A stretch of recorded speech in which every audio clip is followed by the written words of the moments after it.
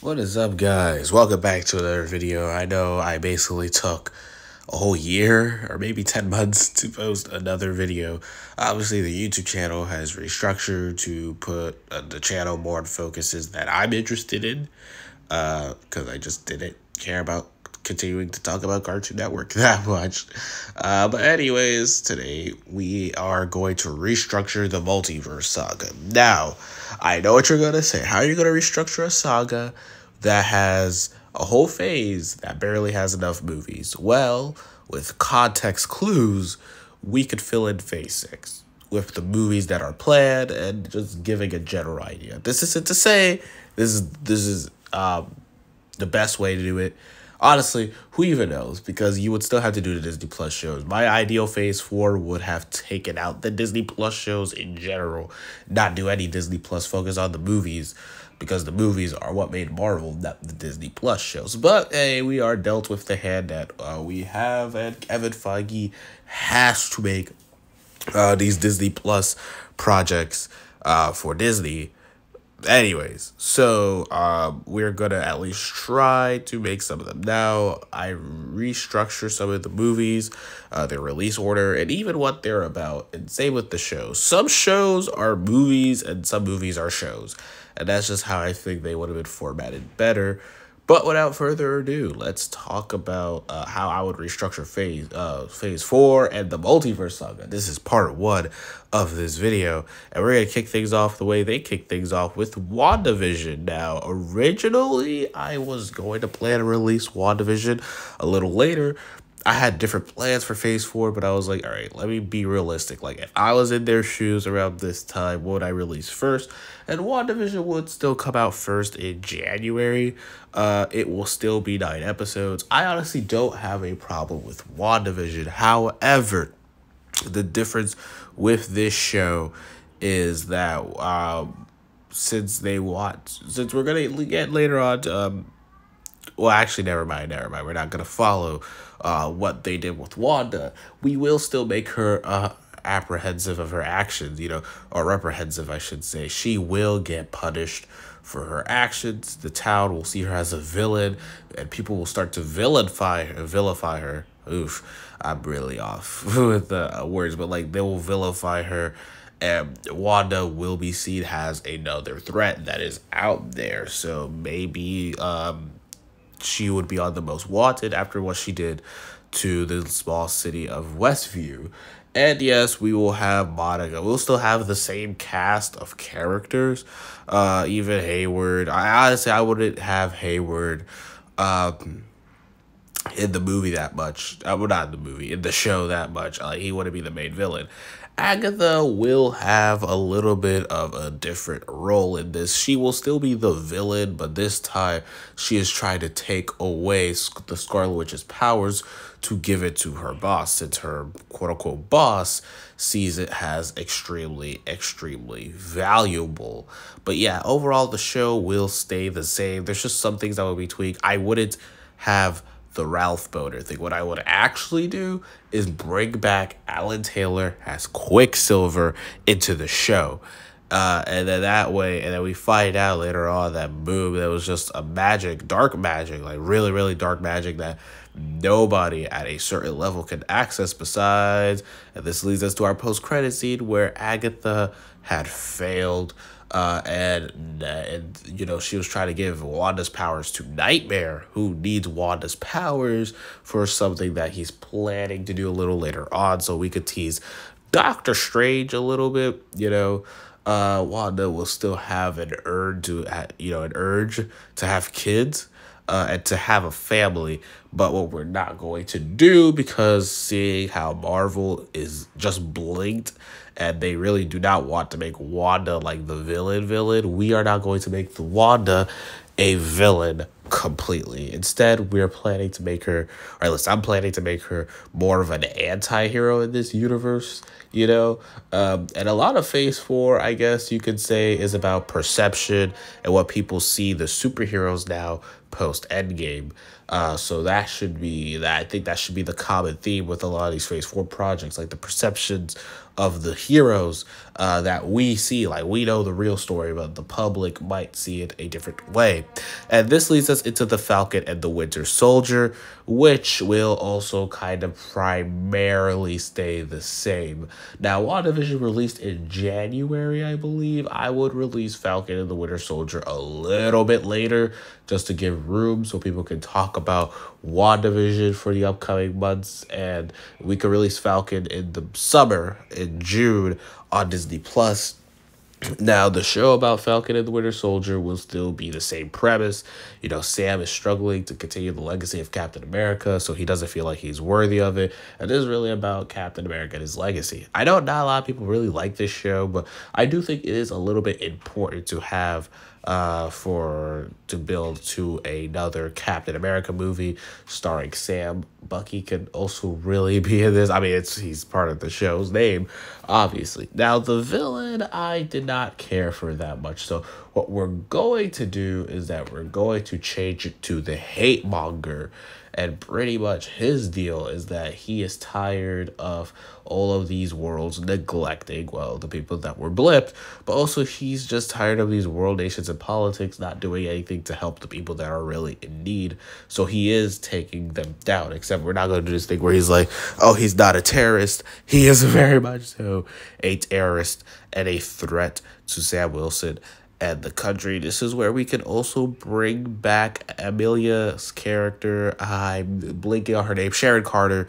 We could bring her in, but this time we're not going to make her this, you know, big villain or whatever. We're going to make her kind of this spy as well, that she's trying to give intel to somebody bigger or something. But what we will know is, because we know Vibranium is going to get involved, or at least Wakanda, she will have an interest in Wakanda. So yes, she will actually join Sam and Bucky's journey throughout the show and help them deal with trying to stop the hate monger and stuff. And obviously the finale is going to build to Sam finally becoming Captain America and stopping the hate monger from taking down the UN. That's right, we're going that big scale for a Disney Plus show. Falcon and the Winter Soldier, along with Sharon Carter and John Walker, are going to go in and they're going to stop hate monger from attacking the UN in this show. Now, obviously, I think what they did with John Walker was amazing. I wouldn't change what they did with his character. I would, however, try to make him a little bit more sympathetic. I think the show was trying so hard to make him so unlikable, or at least look unlikable, that it did a disservice towards the end where he did a 180. I would rather they go way more in depth, like we really see, he doesn't come off as an asshole, pretty much, that he is this guy that is really trying to do the right thing, and we see that from more of his perspective and how he's really struggling through that. They did try to do that in the show, but I'll tone down the assholeness. I would really make it a descent into madness for John Walker throughout this show. That Lamar's death is really what pushed him over. Now, the post-credit scene, we will have the same post-credit scene. And, we'll see why. You're going to see why. We're going to have the same post-credit scene, except this time Sharon is talking about how she's already broken into information on, America and whatnot. Now she just needs to break in some information on Wakanda and what's been going on over there. So yes, the Dora Milaje still do come in the show. We're just tweaking some parts of it, but for some reason Sharon has an interest in Wakanda, and we're gonna find this out a little later.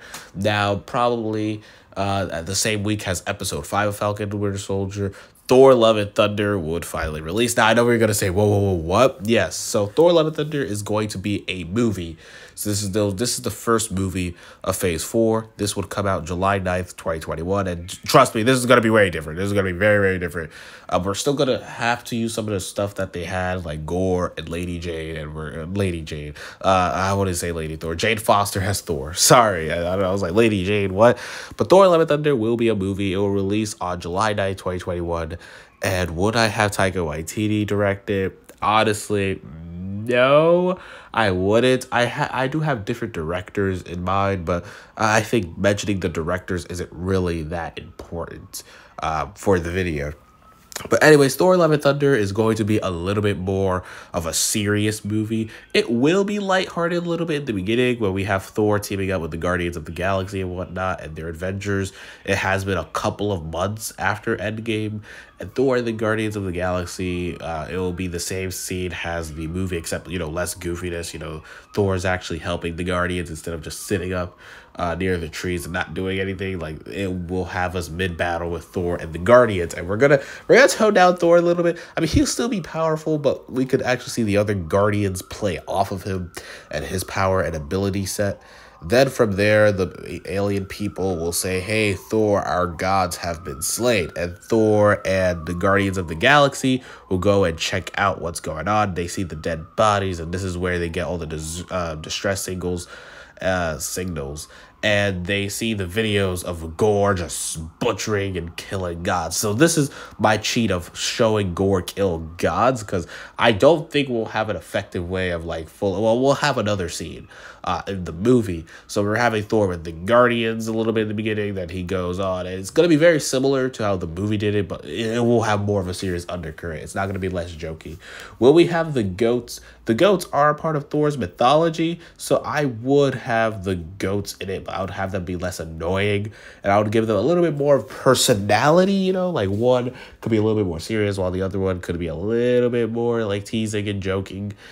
So I'll make the goats have more character to them than just have them scream all the time. Korg would be with Thor, and they would go and save Lady Sif or whatever. And then what's going on Earth? You have Valkyrie. She's trying to be the queen of Asgard. I mean, I don't care. She can be king or queen. That's up to her.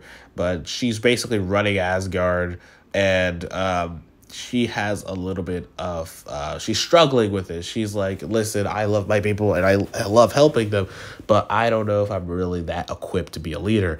I miss being a warrior. Then she'll have like a little chat with T'Challa, and I know that's random, we're really bringing in Wakanda into this. We have Wakanda, the Falcon Winter Soldier.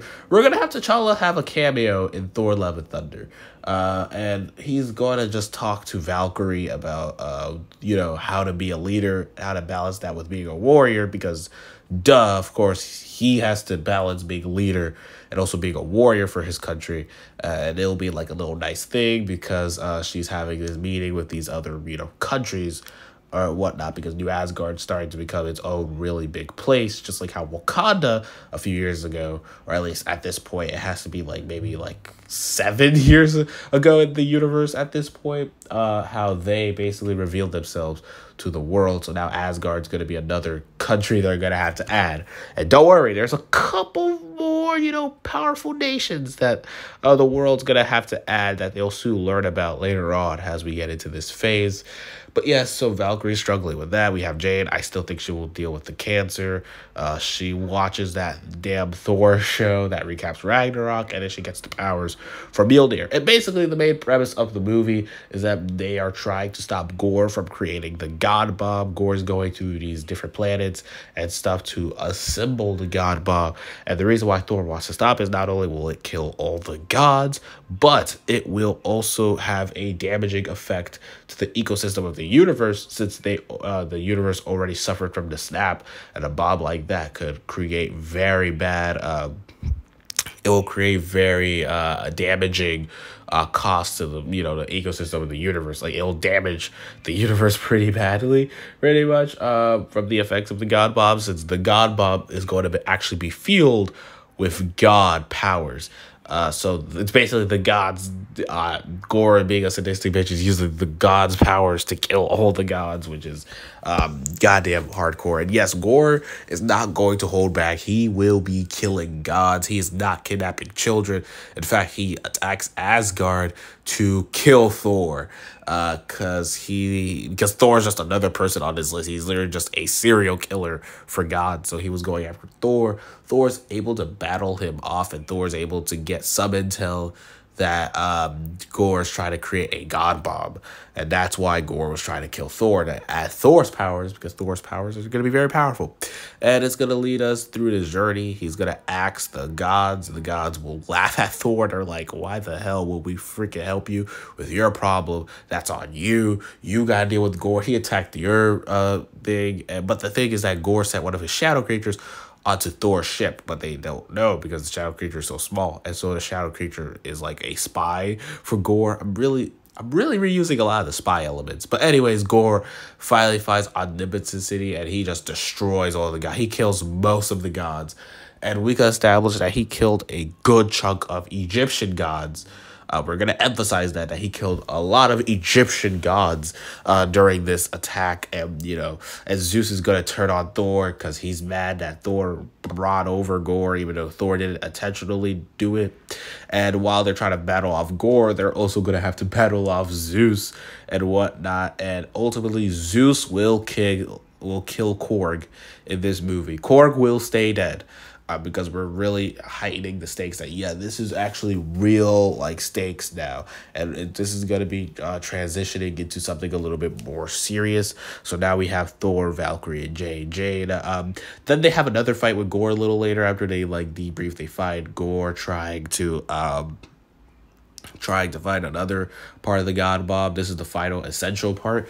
And they have a huge battle, which ultimately leads to Jane getting severely injured because the powers are starting to wane on her. She's not able to sustain it. And this is when she tells Thor that she has cancer, because she's trying to play it off as cool, and she doesn't tell Thor that she has cancer throughout the movie until he finds out that, hey, why are your God powers waning? And she's like, I had cancer. I was trying to hide it from you. And then she reveals the reason she came to Asgard was that she realized she doesn't have that much time left. And so she wanted to spend some of that time with Thor, ultimately tell him that, and spend her last moments with him. Almost, which is touching that she still thought about him. And the breakup, we're gonna find out that Thor and Jane broke up because Thor was the one to actually want kids. He wanted to be a father, but Jane was too scared to really go through with it. She was too scared to be a mom because she didn't think she was capable of being a mom, and she got so caught up on work, and Thor accepted her boundaries. But ultimately, that kind of caused a great split between them because Thor thought of a future with them together, and Jane was too scared to think about that future because she was scared of having to, stunt her career almost. And so that's what we're going to have between them, that there was no animosity between them. It was more like just a, hey, we have different perspectives of what our future with us are going to be, so it probably doesn't align. We should maybe break up because what's the point then? We don't see it the same perspective. Thor was patiently waiting or whatnot, and Jane's, she's not really feeling that future and ultimately Jane, and so this will make Jane saying to Gore for Thor to take his child to take care of it. Now, how are we going to bring back Gore's child is going to be difficult. We're going to bring a God of Resurrection, which I know is cheap, but yes, we will have a God of Resurrections that Gore finally finds, and he asks the god to bring back his daughter. So that's basically how that happens. That's a little cheap to me still, but yeah, that's how I would have had it. I think that could be a part people criticize it if this was a real movie, hey, that part where you brought back his daughter was kind of cheap, but it is what it is at this point. Thor doesn't want Jane to continue as Thor because the cancer will not be able to be treated if she continues to be Thor. Obviously, she doesn't listen. This leads to the final battle being in black and white, and they're trying to destroy the God Bomb, which Thor and Jane ultimately do. Valkyrie is there. She doesn't get stabbed and taken out the movie. She's there actively fighting alongside them. There's no kids that are kidnapped. Ultimately, Jane and Gore do die in the movie, and Thor takes Gore's kid as his own, promising Gore that he will take care. And Gore believes that Thor is one of the rare good gods, that he is actively trying to be a good person, but ultimately he believes that all gods are still terrible. So he still dies thinking that all gods are not good. And that's kind of the theme, Thor, and that not all gods are really that, good. Well, or maybe Thor now takes his responsibility as a god more seriously, instead of just a moniker god of thunder. And now him and Love, who is Gore's kid, decide to answer people's prayers the people that pray to Thor, they decide to answer them across the universe. That could be the ending of the movie. Valkyrie goes back to run Asgard, and there is a statue of Jade and whatnot, and I guess Korg, because Korg, they like Korg, whatever. And that's basically how we can wrap up the movie there. The post-credit scenes will still be the same, like introducing Hercules and then having Jade go to Valhalla. So yeah, I would restructure Thor Love and Thunder a lot. We've been talking about this movie a little too much, so let's talk about Shang-Chi, a movie that I wouldn't change that much, to be honest with you. And the reason why is because I really like Shang-Chi, and I think the story worked for the most part. The only tweaks I would do is I wouldn't really have Awkwafina's character. I would have Shang-Chi be a loner, really emphasize how Shang-Chi has been alone in his life. And also how he's, you know, it gives us more of a personal connection to Shang-Chi since he's so alone. But then we get to know why he's alone, why he left his father. And we're going to make Shang-Chi a little bit more comic accurate, you know? Like, yes, he's a little bit more of a loner, but he's more of a pacifist. He will never fight unless he is provoked or he really needs to. And we will also have Liko Wu in this movie, who is, I guess we could say she's not an MI6 agent. We could say she's a sword agent because we already established sword. And the reason, and she's a sword agent that is trying to track down what the Mandarin has been doing, because what the Mandarin has been trying to access is a little bit interdimensional and something that Sword has never had any radar on. So she's going to investigate.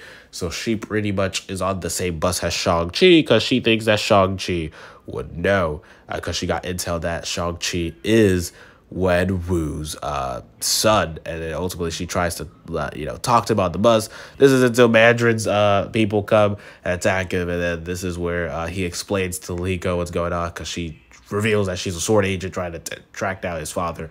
Liko could basically take Awkwafina's spot, where she's being introduced to this world of the MCU. Obviously, Liko Wu would be an Asian actress, because that's what this movie's about. It's about celebrating all of this amazing Asian culture, which I would also really add into the movie. Like, I feel like I like the movie, but I feel like there was just one scene where they kind of added it. I would really emphasize it, just like how Black Panther really added like the culture of Africa into the movie. That's how I would, but damn, I can't say that word. Now I can't pronounce that word for some reason, but not a certain certain Asian cultures, maybe all Asian cultures, that would be a cool celebration thing. But ultimately, the rest of the movie would stay the same. I don't really have any complaints about Shang-Chi, and the post-credit scenes could stay the same. And yes, Shang-Chi would release September 3rd, 2021. Thor Love and Thunder would release July 9th of 2021. So now we're going from movie to another movie, Black Widow, which is also going to be very, very different. And in the case of Black Widow, the reason why it is going to be very different is that Black Widow takes place in between the 5-year gap. I feel like no movie or show really has capitalized on this time period. So I'm going to set Black Widow, which was going to be a prequel anyways, and they were already working on the movie, I would set it in the 5-year gap. I would not make it take place during the Civil War time. So basically what's going on with Black Widow is that Black Widow, she is going through a little bit of a depression recently due to the events of Infinity War. Since it takes place during the 5-year gap, we could say it takes place, maybe in it's been 2 years after the events of Infinity War, where Thanos snapped his fingers. And I believe it'll be just a couple more years until Endgame. So we're really like in the middle, like maybe year 3 of the blip. And, Natasha is not really feeling herself. She usually stays recluded on, the Avengers facility for the most part, just looking at what's happening. And we could bring some characters in, like, since this is a prequel and we do characters we're calling her in, you got Rocket, Okoye, some like Rhodey. So this is the way you can bring in some characters that we already saw Rocket in Love and Thunder, but this is how you can bring in some characters that we're not going to see for a while in Phase 4, or at least we're not going to see them in Phase 4 in general. And they're going to talk a little bit. And ultimately, she's finding out that the Red Room Room is starting to reappear again, that Black Widows are starting to assassinate people, that Black Widows are starting to increase. So they're starting to report to Natasha, hey, you should probably look into this. There's a bunch of Black Widows that are killing people. And one of those Black Widows goes by Yelena Belova, which shakes Natasha because she knows Yelena. She has a connection to Yelena because in their past, they were sisters in a secret spy family. So I would keep the first 10 minutes the same because, yeah, it's really like a dark movie. What happened to them is very dark. And then we could go to Yelena having her mission. And basically what the movie will be about is Black Widow and Yelena trying to stop Taskmaster, who now sees a world that is pretty much not the same, and now he's trying to take over that world. He's trying to rule it because he sees an opening with it, and he's using it with the Black Widows. And Yelena reveals these plans to Natasha after Yelena kind of crashes the Avengers facility. So they have a fight in the Avengers facility a little bit, and ultimately Black Widow's like, I don't know what's going on. Yelena tries to tell her, say, hey, look, Taskmaster sees an opening in the world because of the blip. World leaders are gone. He is going on the attack. He will do anything to get that top spot. So this is basically, and Natasha's like, oh, we got to get the band back together. We got to get Red Guardian, because Red Guardian was very associated with Taskmaster's father. And basically, what is Taskmaster's huge plan here? It's gotta be some James Bond shit. Taskmaster is planning to really just take over the world, really threaten people with the Widows, and he has a serum almost that makes the Black Widows fall to his control. So he's gonna start to use that serum on world leaders and stuff, and the Widows will start injecting it to people. So Black Widow really sees this as a bad thing, so her and Yelena team up. Now, why is Yelena going to ask Natasha for help? It's because Yelena did not get injected with the serum. Yelena was able to escape that because Taskmaster finally perfected the serum and was starting to put it into the Widows. Yelena was able to kind of escape that, and she was faking the whole time that she was, under the influence of the serum. But she just realized how bad it was to the point where she's like, I gotta go to my sister Natasha. This is bad. All right, this is like DEFCON level bad. Like, Taskmaster's taking over. And yes, Taskmaster will be Tony Masters, and we're gonna see that him and Natasha are the same age because him and Natasha do have a relationship. That Tony was the son of the original person that ran the Red Room, Dreykov, and he had a connection to Natasha. So we're going to see that they had a relationship, has kids, because he really liked Natasha. He didn't like that she was going through that struggle, but then ultimately his father finds out about, this friendship, and he starts to, really abuse Natasha.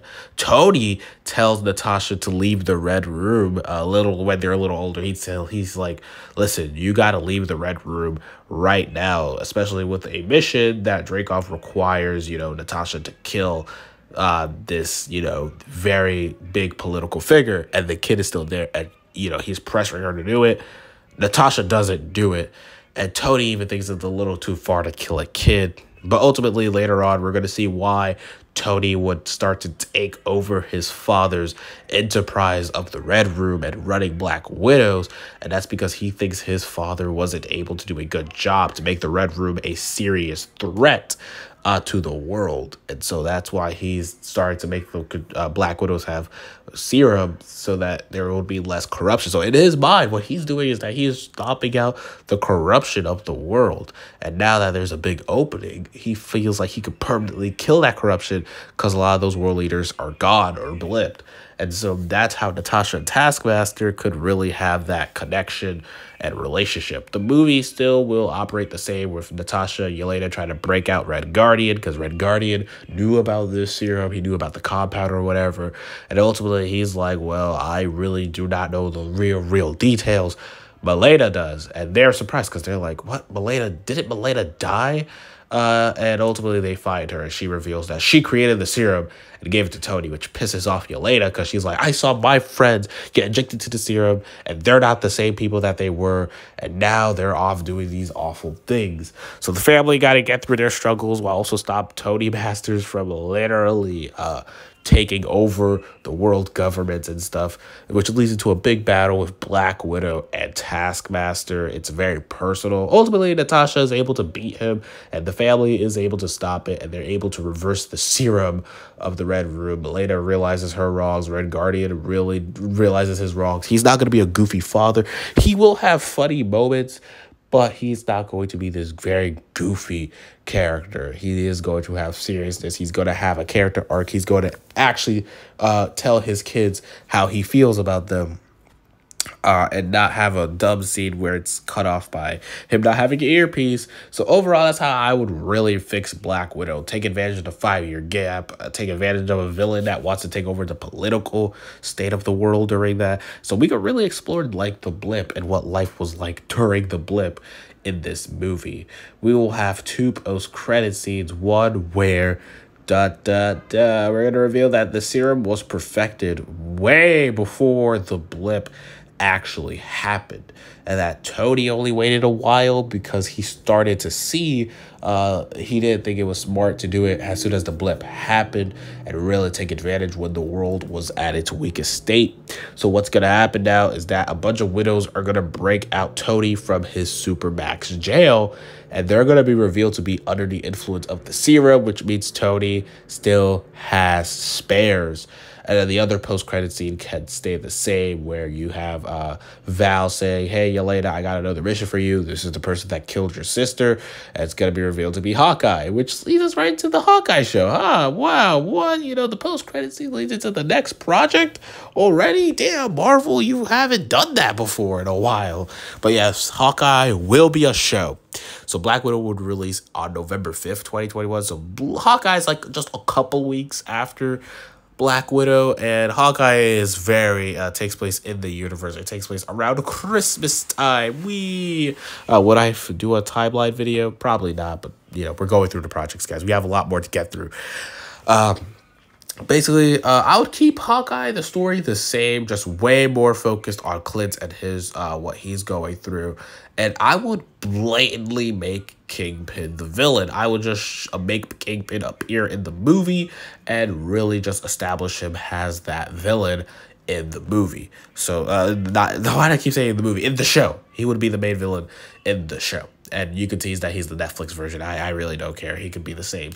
He should be the same version.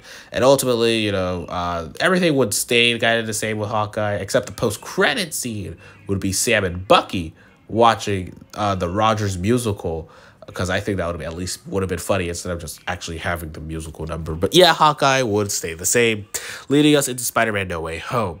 Now, this is going to be a little bit of a different movie. For starters, Doctor Strange is gonna have not too much of an influence in this movie. Instead, it's gonna be kind of street level multiverse, which is weird. The main plot of the movie is that Peter, MJ, and Ned are trying to find the footage of Mysterio. They're trying to find the plans of Mysterio and how he tried to set up Peter, because Matt Murdock is saying like, hey, look, if you can get this proof of Mysterio doing all of this, if you could get like his plans to actually attack all the worlds, well, not all the worlds, all the countries, all the European countries or what have you, then you will be free of your charges. So Peter's trying to go and find out what's going. He's trying to go and find all these plans. He hunts down some Mysterio members, you know, people that helped Quentin Beck get away with the crime.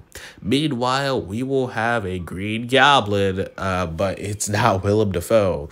We will have a Norman Osborn in the MCU who is running for mayor, and basically what's going on is he's running for mayor, and the way he sees is that if he is able to hunt down Spider-Man and bring him to justice, and that he will be justified, you know, that he will finally be mayor because he's the one that did the all his power to hunt down Spider-Man and what have you. Peter is stressed. He can't find any results of Mysterio. He can't solve anything, and pretty much he goes to Doctor Strange. He's like, hey, Doctor Strange, can you wipe everybody's memory of everybody forgetting that I'm Spider-Man? So we're gonna have that, except Peter's going to be a little bit more desperate. He's not really thinking about it from that perspective. He's getting desperate. He's getting tired. He can't find any of Mysterio's plans, so he's just out of it. However, they're able to contain it at just 2 spells. They're able to contain it. This thing, but Strange is like, oh, that's very dangerous. We just had 2 rifts in the multiverse, and there's no knowing what's could come through those rifts. So for the rest of the movie, we're building out the Sinister Six. Norman realizes that his soldiers cannot stop Spider-Man and that he keeps going through them, and he really needs to kill Spider-Man, or at the very least bring him to justice for the people, so that he can just become mayor and be in their favor. So who would be on it? Obviously Norman Osborn is part of the Sinister Six. We would bring back Michael Keaton as Vulture. We would bring back Scorpion. Shocker would also be in this. He's gonna be involved with what's going on. And then remember those 2 multiversal rifts? Well, Electro is going to be one of them, and Sandman is going to be one of them. And he promises Electro full power if he helps them. If he helps him, take down Spider-Man. And he promises Flint that he's going to bring him back home after he beats Spider-Man. So there's going to be a little bit more like he's holding Sandman over. Sandman is forced to do this because he feels like there's the only way home. And so pretty much, yeah, no way home. Yeah. So anyways, Peter has to fight off the Sinister Six and find Mysterio's plans. He ultimately does. We bring back the guy from the first... we bring back the guy from Spider-Man Far From Home, and he's like, hey, you can't be here, what have you. And Peter's like, yo, I'm sick of this shit, man. Like, just let me just have the plans and expose it so I can use it for my legal case and just get this over, so we can get this over with. But obviously, it just keeps escalating.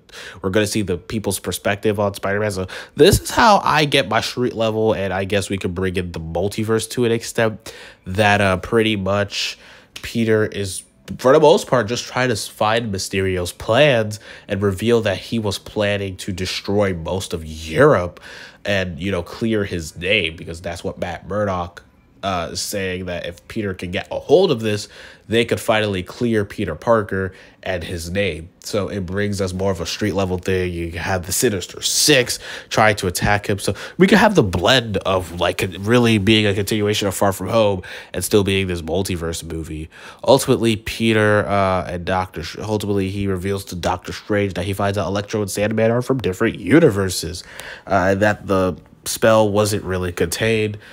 We will still have Norman kill Aunt May in this movie, but however, he's gonna lead. This is gonna really make him become the Goblin through this, because he thinks it's an accident, but he starts to lead into it. He's like, yeah, I killed Aunt May, or at least I'm gonna just blame it on the villains. I'm gonna blame it on the Sinister Six that they killed her by accident. And so Norman's going to start messing with Peter. And ultimately, this brings us into like, where they're like, damn, these villains, this is too much. And then they could bring in Toby and Andrew if you want. Because I feel like people would be like, you're bringing in Sandman and Electro, so Toby and Andrew got to be in there. So I guess I would bring Toby and Andrew. But for the most part, it's mostly a standalone Tom Holland Spider-Man movie. At the end of the movie, we will not have people forget that Peter Parker... they will not forget Peter Parker in general. Instead, Peter reveals the footage to everybody and exposes it, which ultimately makes people think, hey, so Mysterio must have been lying about Peter Parker being Spider-Man. He just roped him in there for no reason because he had a connection to Tony Stark. So that's how he clears his name. Ultimately, a lot of people just believe, hey, Mysterio must have been also lying about Peter being Spider-Man. So that's how Peter's able to keep his identity a secret again, that people just don't believe Mysterio anymore. They're like, yeah, okay, so Peter wouldn't be Spider-Man. That was so afraid. J. Jonah Jameson's mad because he's like, yo, I just lost a lot of money from marketing so much that Mysterio was right, only for Mysterio to be wrong. And obviously, Toby, Andrew, Electro, and Sandman would return to their universes after the fight, and Norman Osborn would be sent to jail. Then from there, we see Peter just kind of living on his own at this point. And now that he's Spider-Man, he's paying for rent. He has his own job. and now he's Spider-Man. But he decides at the end that this life is too dangerous, so he decides to separate from his friends, MJ and Ned. And that's just kind of how the movie ends. Peter's more alone than ever, but he decides to continue to be Spider-Man for the good of the people, because as long as he has the people and their faith, and also if he just does the right thing, Peter will continue to be Spider-Man. So I know that's a little messy. Honestly, I was planning to do more of a street-level Spider-Man No Way Home movie, but I feel like a lot of like what made the movie also worked in the original was because of the multiverse, but we're not going to lean into that. It's going to be very street-level. We're only going to bring in 2 multiverse characters to fill out the Sinister Six, and then we can bring in Toby and Andrew at the end, because it will be cool to see 3 Spider-Man fight off the actual Sinister Six. Like, that would be freaking dope. From there, Eternals is a Disney Plus show, so No Way Home still releases the same time that it did in real life. Eternals will be a Disney Plus show coming out March 30th. It will be 6 episodes. The same plot as the movie, but just more, you have more time to focus on the past, to focus on everything that was going on in between the 7,000 years, and really have this expansive story, which could turn into a murder mystery of who killed Ajax through the 6 episodes. And then we could reveal that certain Eternals didn't have a great relationship with Ajax towards the end. So, you know, Phastos, his relationship with Ajax was messed up. Druig is a very prime case. But then we reveal that it was Icarus that set up Ajax's death and brought back the Deviants. And from there, the show will be like the movie, just, you know, more spread out as a show. But I think that helps Eternals, because the Eternals needs that extra fluff to really, it needs all that extra detail and all that extra episodes and whatnot to really flesh out the story. Maybe the budget will have to take a turn, might have to take a tone down a little bit, because it is a Disney Plus show. But overall, I would make Eternals a Disney Plus show for 6 episodes, which leaves the ending a little bit better because it's a TV show. So it's more of a season finale, crazy ass ending type thing. And then we can tease season 2 with one of the post credits. I say one because we're not teasing Blade in that movie. We're not. We were gonna, don't worry, there will be a tease, but we're not gonna tease Blade in Eternals. Instead, it's just gonna be Eros helping the Eternals with their problem, and he's like, listen, I can help you. I have some other friends, some Celestials, teasing a season 2, being the only Disney Plus show on my list that really teases a 2nd season. Then from there, we go into Doctor Strange in the Multiverse of Madness, another movie that bleeds into continuing one, just like in real life. So, as I said, Spider-Man No Way Home teased that there were like 2 rips, so because of the spell, there were 2 rips. However, Doctor Strange realizes those 2 rips shouldn't have happened, and that there's something bigger going on, that there's the multiverse is being played around with, because those rips wouldn't have happened easily in Spider-Man No Way Home. So that's how we justify them breaking the multiverse. They didn't break the multiverse. The multiverse was already starting to break. Doctor Strange asks for Wanda's help after America Chavez comes in and is like, there's a big threat that is trying to kill me and absorb my powers and all that. And I was going through these different universes. And you know what the plot twist is going to be? Wanda is not the villain of this movie. Instead, she will be more of an ally towards Doctor Strange. So it's going to be more of a Scarlet Witch, Doctor Strange team-up movie with America Chavez, who I would recast to make it look more like the comic character. I love Zoji. She will come back. I'm not really going to go into detail about casting, but I have plans for Zoji Gomez to return in the MCU, just not for this movie. But yes, so they're trying to deal with Nightmare, and this is going to continue with what WandaVision had set up, that Agatha was a spy for Nightmare. So what is Nightmare's plans? Well, Nightmare is planning to absorb 2 very big beings, if you will, like 2 beings that are Nexus characters. And we reveal that the Scarlet Witch is a Nexus being, and that although there are alternate versions of Wanda, the Scarlet Witch is only in one universe, which is the MCU, and Wanda is the Scarlet Witch, as we finally was revealed in WandaVision. And she ultimately finds out that Agatha was the one to ultimately be a spy to a Nightmare. So they're going to go to Westview, actually, and confront Agatha, but it would be too late. Nightmare would already have killed Agatha. Yeah, we're gonna go that far. He killed Agatha because he's like, listen, you were a failure and what have you. And basically the multiverse starts to break. What Nightmare is doing is damaging the multiverse. And that's not gonna slide. There's gonna be effects. So Multiverse of Madness is going to be the movie where the multiverse breaks. This is where the multiverse saga really begins in Doctor Strange 2.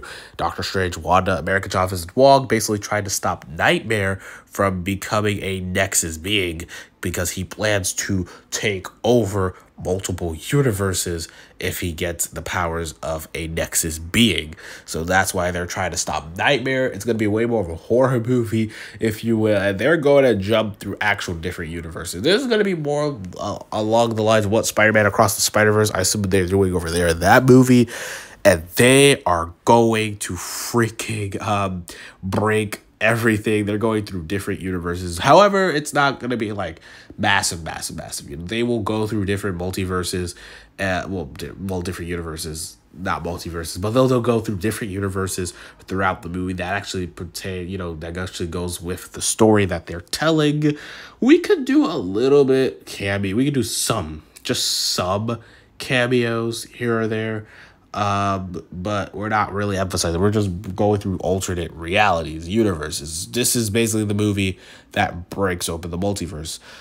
I was about to say the Nightmare character, but Nightmare tries to influence Scarlet Witch to join his side, and he promises to have her kids. But ultimately, Wanda, although she really wants her kids in the movie, like she really wants a family, she ultimately decides that she knows what is right, and that she will have to, you know, at least make the multiverse heal and not break any more rules. This is where we introduce incursions. All of these, we're basically setting up the rules of the multiverse saga, whether it's incursions, that alternate universes have existed in the MCU, that there have been alternate realities and whatnot. And ultimately, we're going to find out the Avengers never did time travel.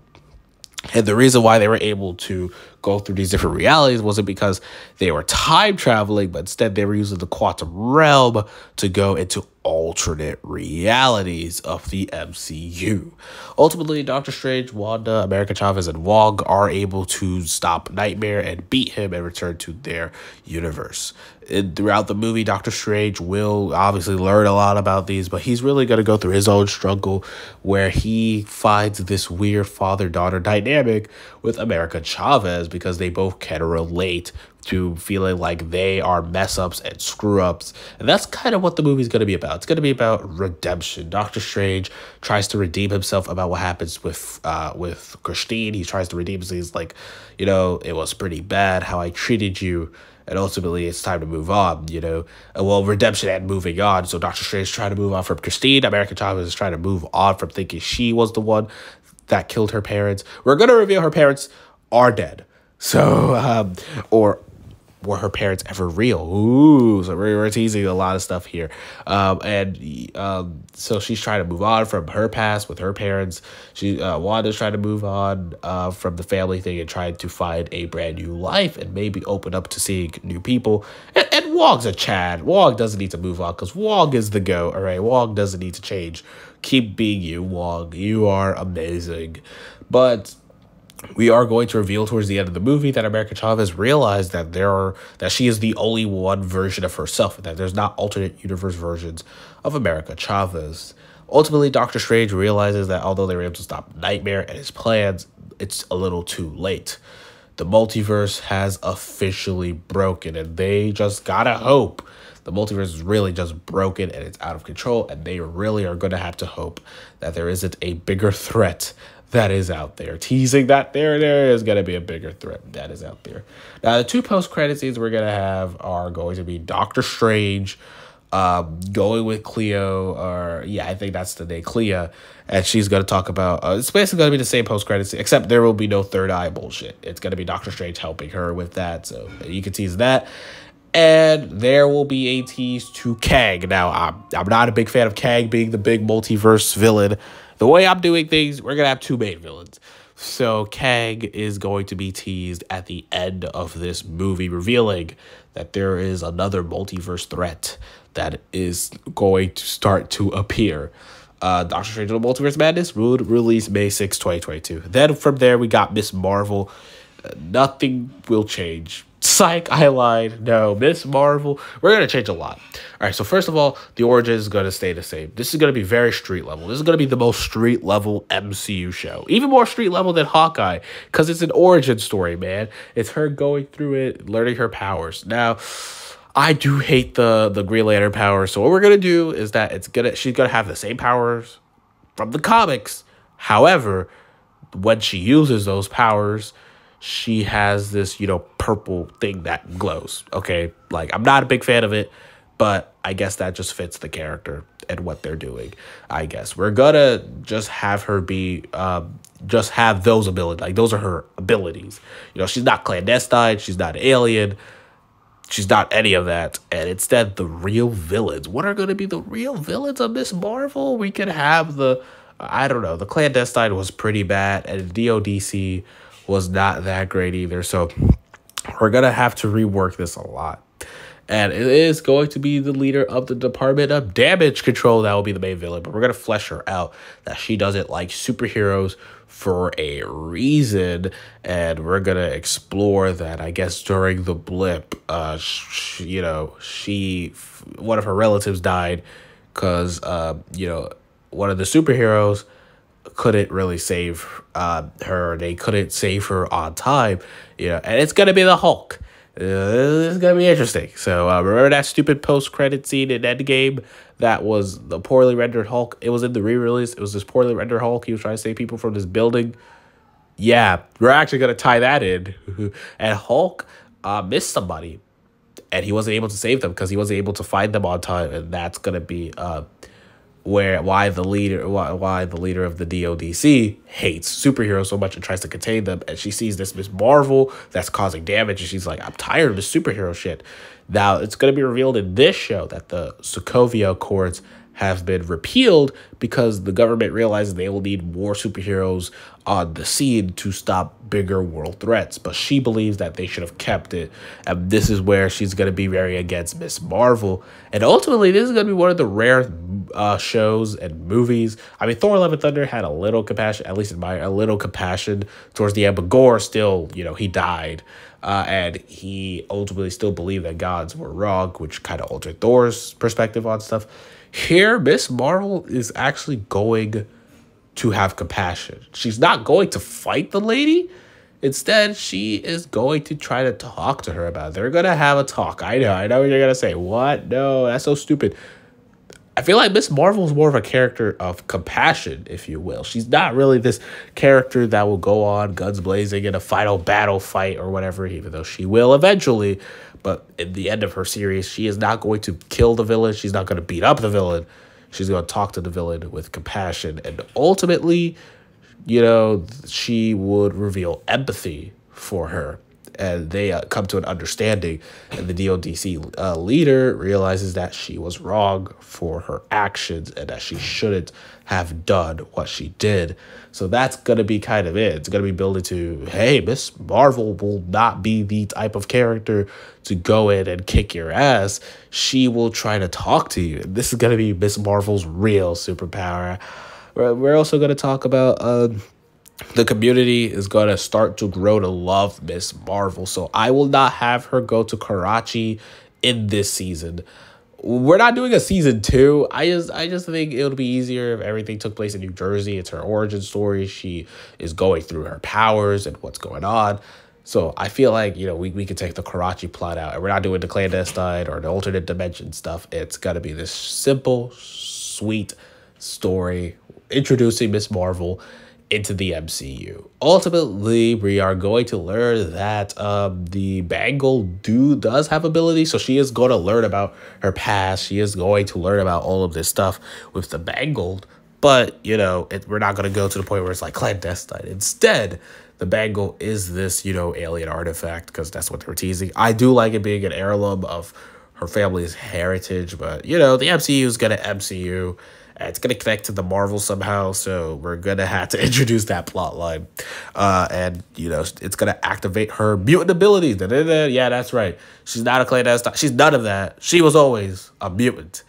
And I'm going to keep the mutant change. Now, I know a lot of people didn't like it, and that's fine. I understand. I actually understand why people didn't like the change, but I liked the change because it doesn't really change anything about Ms.Marvel in general, whether she's an Inhuman or a mutant. What really matters is if we get the character right 100% and if she acts like the way she's supposed to act like. So for me, her being a mutant actually fits more with what they're planning to do. And so we're going to reveal that the Bangled unlocked her X genes and it made her a mutant. It unlocked her mutant abilities that she always had, but it was never really going to really reveal itself because I think mutant abilities come through puberty. Kamala's puberty maybe came just a little later, so the Bangled kind of activated her powers a little bit earlier than what was originally going to happen anyways. And we're going to reveal that, yes, her great-great-great-grandmother was also a mutant, so she got that genetically, the X gene, and that it passes down for every once in a generation. And Kamala got to get it because she's the main character.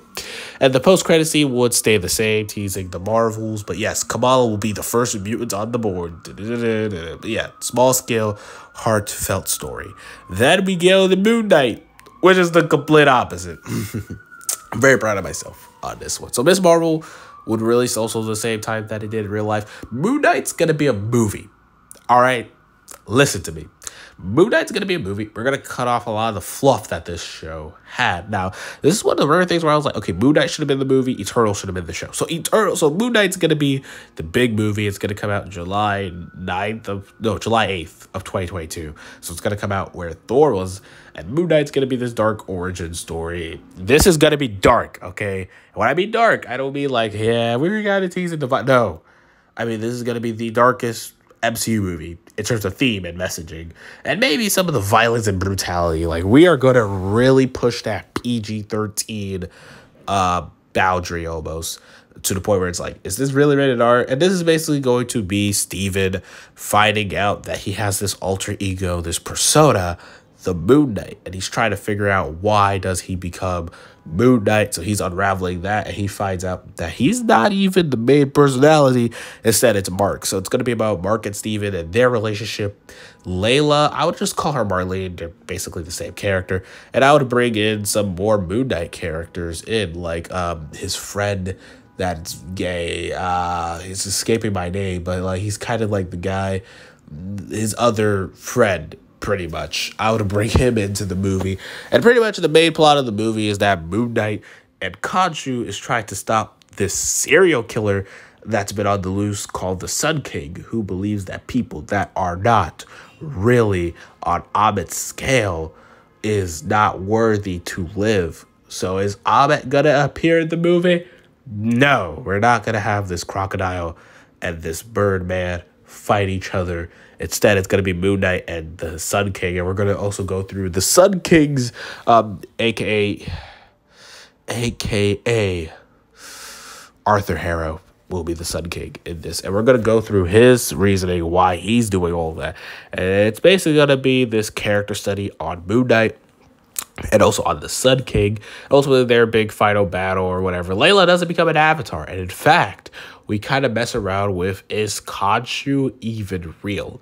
We're not going to answer it in the movie. We do know that Egyptian gods are kind of real in the MCU, that Gore killed a lot of them. We're going to reestablish that here, but we're not really going to go through a lot of the god stuff. Instead, it's going to be this personal street level dark, but we're also going to have a lot of like the horror element, the more what's the word that I'm looking for? It's not magical, the more supernatural elements of the character is going to be kind of played into, with also Khonshu and other creatures that Moon Knight has to fight. But ultimately, he does beat the Sun King, but he sees the Sun King's about to kill Layla, and well, not Layla, damn, Marlene. I gotta remember I changed her name, but yeah, he's gonna realize the Sun King is trying to kill Marlene. And he kind of blacks out, and he goes into this rage. We see the rage. We see him beat the crap out of him. Like, he is like, dude, like, it is going to be the most brutalest beatdown we've seen a superhero give to a supervillain in the MCU. Like, he is just nonstop, like, beating the shit out of him, and ultimately his friend stops him. I feel so bad for forgetting his name. You think I'll do my research, but I didn't look it up ahead of time. But he stops him, and then, you know, Mark realizes, he's like, yo, he's not gonna blatantly say I didn't do that. He's like, damn, what happened? And we're just gonna assume that he just went into a fit of rage to the point where he kind of just blacked out and just beat the crap out of him. But ultimately, Sun King is defeated, and Mark still stays as Moon Knight. Mark and Steven, they ultimately accept their place as Moon Knight because they could really see justice being given to the people, and ultimately being the street vigilante, helping the people of the night where the Avengers cannot. And yes, I would still have Steven be Mr. Knight to simplify it, but he's not going to be as jokey or as goofy. He's going to be more like Jack Russell from Werewolf by Night, where he is this kind-hearted guy that is just trying to do his best. So he's kind of the polar opposite of Mark, except when it comes down to business, when he's Mr. Knight, he will use his abilities and he will fight, because we will learn that you know, Steven takes a karate class for self-defense reasons and all of that. So, yeah, there will be 2 post-credit scenes. One will be the same as the show. We're going to tease that Jake Lockley is another personality that is with Mark and Steven. And the other one that's going to be revealed is that Mark and Steven, well, at least Mark is Moon Knight for, like, the time. He's just, you know, jumping on the roof, and a figure stops him, and he's like, listen, I think you might have an interest, because the supernatural is starting to become a little bit too appearance recently. And Moon Knight's going to ask, who are you? And we're going to reveal Mahershala Ali has Blade. No voiceover like in Eternals. We're actually going to reveal Mahershala Ali and his Blade getup. We're going to reveal Blade, and we're going to tease Midnight Suns in the post-credit scene of Moon Knight. But yeah, Moon Knight's going to be a movie. It's going to be more of a character study. We're not going to go too crazy with the supernatural stuff, but there will be teases of the supernatural stuff, and we could even play around with, is Khonshu really real? Like, is he even real? Or is he in Mark and Steven's head? So we're going to play around with that in the Moon Knight movie. So, yeah, very, you know, you see the, what is the word? The yin and yang, you know. Ms.Marvel's very the opposite. It's very lighthearted. It's very like the villain, the hero finds compassion in the villain. Moon Knight literally almost beats his villain to death. And in some cases, he kind of technically kills his villain, but it's not him. It's his alter ego that's working with Khonshu. So it's like, what the hell is going on? And we'll find out soon. Which leads us into She-Hulk. The show recently just ended, so I can at least have a picture of how the show's gonna go now. And we're not doing anything the show did. I'm gonna make this as quick as possible because I feel like this video has already went on for far too long. But pretty much She-Hulk is going to be more based on the 80s comic run. We're going to have Jennifer. She is a successful lawyer. She's already in the superhero law division, all right? She's already Jen. She already works at the superhero law division, and she helps superheroes with their court cases and whatever. And one villain is trying to kill her because she knows a little too much that she should already know. And she, you know, gets into a car accident, but thankfully Bruce Banner finds out about it, and, you know, he's the smart Hulk, and so he gives a blood transfusion to save her life. But the blood transfusion obviously turns her into She-Hulk. So what's going to be the main plot of the show? Well, She-Hulk is going to try to find out who... It's going to be a mystery of who was trying to assassinate Jen. And why were they trying to assassinate Jen? Because what did she really uncover that made them say, yeah, we gotta fucking kill her, dude. Like, she can't be alive, because if she finds out, it's gonna be bad for us. So it's gonna be a whodunit.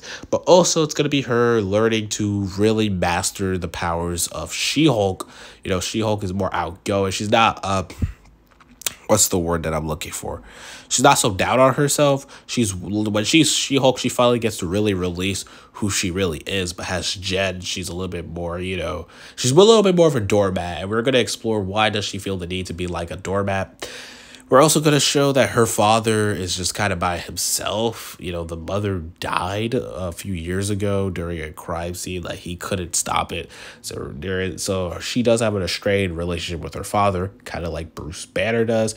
And we do learn more about the Bruce Banner family heritage and stuff. Now, I'm not going to have Bruce kind of go over and, you know, go to space and tease World War Hulk and all this other shit. Pretty much She-Hulk, she is trying to balance her life as an attorney, and also really has She-Hulk. It's mostly focused on her, to be honest. In terms of like the superhero law stuff, I don't know if we're gonna lead into that. I think we're gonna lead more into like the She-Hulk action and the humor and whatnot. And that her being a lawyer is kind of a, you know, more of like, yeah, it's there. It's for the supporting cast, which I feel like honestly, the show was trying to be this superhero law show with like superhero cases, and the other times it wasn't. We're just gonna lead to the 80s She-Hulk, where like it wasn't too emphasized on the, you know, lawyer stuff. We're gonna have some fun episodes and whatnot, but we're still gonna find out. Jen's still gonna try to find out who did it. So it's gonna be more of a merge of like the 80s She-Hulk run, where it's fun, it's a funny show, it can make fun of itself. She-Hulk's gonna destroy the fourth wall at this point. So basically what they were trying to do in episode 9, we're gonna have that throughout the whole show, where she's going to be having fun, but also, you know, a sense of seriousness and actual character development throughout the show. So who's going to be the main villain? Who was trying to assassinate her? Well, we're going to find out that it was Todd, but Todd's not going to become a Hulk or anything in this show. Instead, Todd is just this guy that is related to the criminal underworld, and he can't have Jen Walters finding out what he's doing, that he's using his father's money for crime and all that, and that she was getting a little too close. So that's why he had to almost assassinate her. And it's going to be like, damn, bro, did we really have to go that far for that? But yes, he will.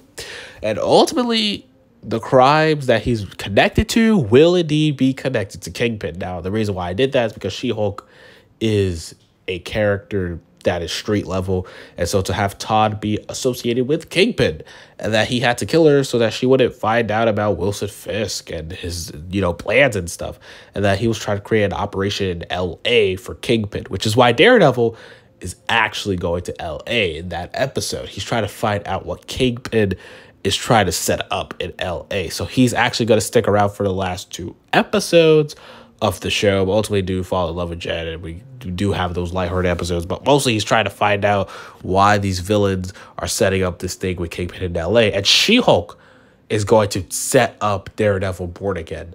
So we're not spoilers, there is no Echo show. She-Hulk is going to tease Daredevil Born Again. Hawkeye already sets up the Kingpin aspects. Now, She-Hulk Attorney at Law sets up, you know, Daredevil, what's going on, why he's doing all this, like, what is Kingpin planning?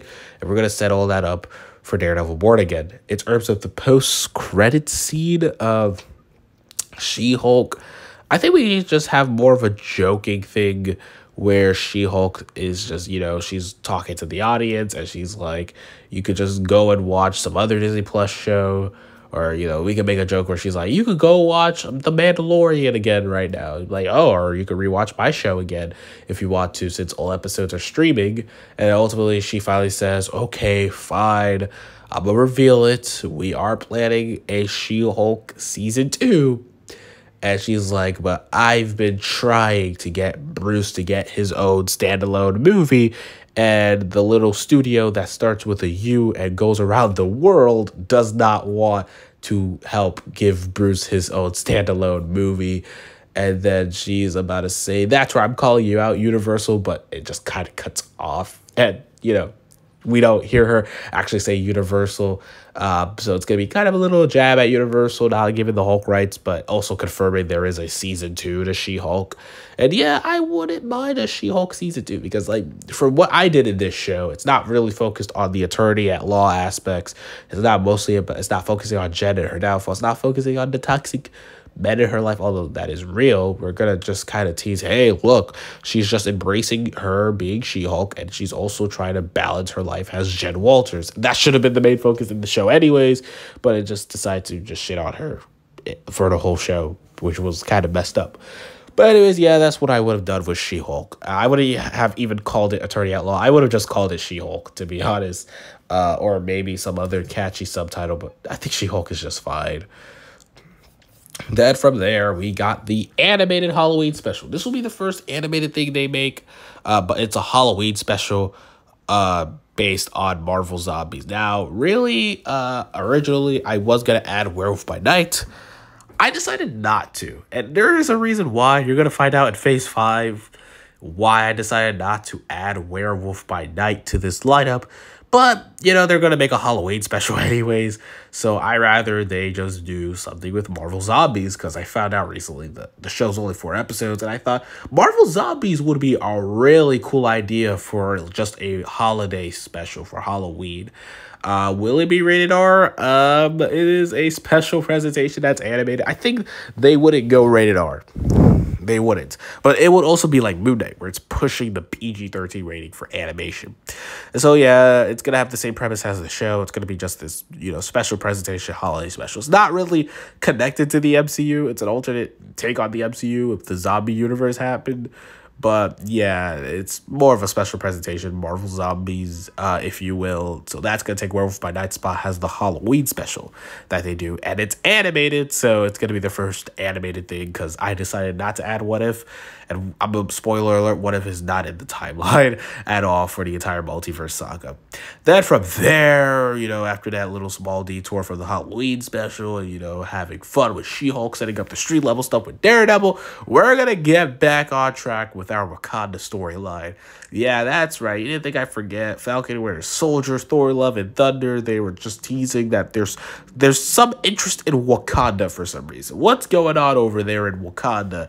And that's going to be answered in Wakanda Forever. So this is a fictional restructuring / rewrite, if you will, of Phase 4. So would I recast T'Challa?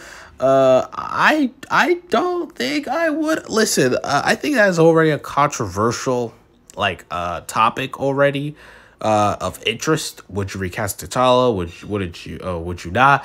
Honestly, me personally, I would love for more T'Challa stories, but I did want to see them continue with T'Challa with a recast, but I absolutely 100% understand why they did it, and I'm not really upset that they didn't do it. So the movie will practically stay the same. I have faith in Ryan Coogler for Wakanda Forever, so nothing is really going to change in this movie, except I would have gotten rid of Ironheart, but sadly, she's very important to the story. So I would have Wakanda Forever be like what the movie is going to be like. So this is going to be one of those Phase 4 projects where I don't know what's going to happen in the movie, so it's harder for me to rewrite it and say, okay, this is the part where I would kind of tweak it to fix the story. But overall, I get a general understanding of the story, so it's not too extreme, and we could still tweak elements of it a little bit. Obviously, it's going to be Wakanda versus Atlantis. People in the MCU will refer to it as Atlantis. I assume they will, but it's called Telecon and Atlantis at the same time. So we can have both names, and the rest of the movie could be fine. I honestly would stick with what they're doing in that movie, because I trust Ryan Coogler enough with what he's doing in that movie. So I'm like, yeah, right, we don't really need to change too much of what they're planning to do with Wakanda Forever. What we are going to tease, however, well, not tease, but in the funeral, we could have world leaders be there. World leaders pay their tributes to T'Challa. Valkyrie could also be there. Because we already established her and T'Challa had a friendship already. They related with being a leader and a warrior. So, Valkyrie pays her respects to T'Challa. And on top of that, Valkyrie will probably be in that UN scene where Angela Bassett's character, Queen Ramonda, is having this speech in the UN and is confronting people listen, we are tired of your shit. I feel like it's going to be one of those scenes where she's like, we are sick and tired of your shit. Wakanda's we're not dealing with this anymore.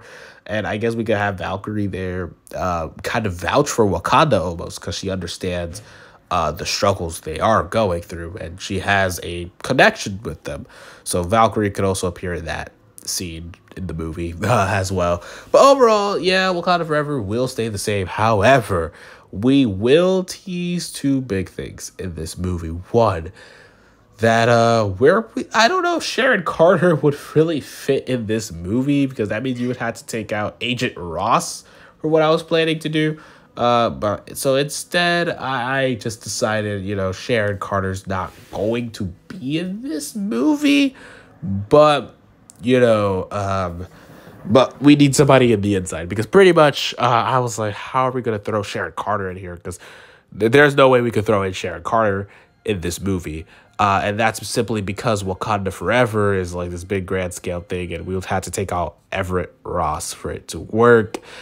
And so I was debating on that. I was like, we will take out Everett Ross for Sharon Carter. She's going to help Wakanda with what's going on. And I know what you're going to say. They don't have that connection. She can have that connection with Ayo. But ultimately, we're going to reveal that Sharon Carter has the secrets of Wakanda. And we're going to reveal that she is sending the secrets of these world leaders and these big nations and countries to Doctor Doom, but the real villain of the Multiverse Saga. And she is sending this information to him, and she's basically being a snitch. She's like, hey, listen, look, I finally got the details of Wakanda. And Doctor Doom is like, excellent. So Sharon, we were going to reveal Sharon Carter this whole time has been working for Doctor Doom. And Doctor Doom is trying to find this information to expose these nations so he can make Latveria the big nation. But also Atlantis will finally be in the public eye, as they are just revealed because of the war that's happening. I think, not because Namor is willingly making Atlantis public, but people are going to know about Atlantis due to the war that happened in Wakanda. Which leads us to the Guardians of the Galaxy holiday special. Basically the same thing. James Gunn, we're going to keep what he's doing, because nothing too crazy is happening.